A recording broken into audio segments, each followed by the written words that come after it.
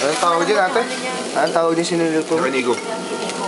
Okay, ito si Ate May, niluto ng yakiniku. Kuya, ano masabi mo? Wala masabi. Ako, masabi ko masarap.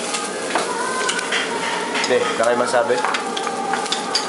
Hindi, masabi. Ito hilaw po, bilutuin pa namin mamaya. So usual, chopstick ang ginagamit. Mami, ano sabi? Ma? Ano sabi mo? No. Nasa Japan na kami.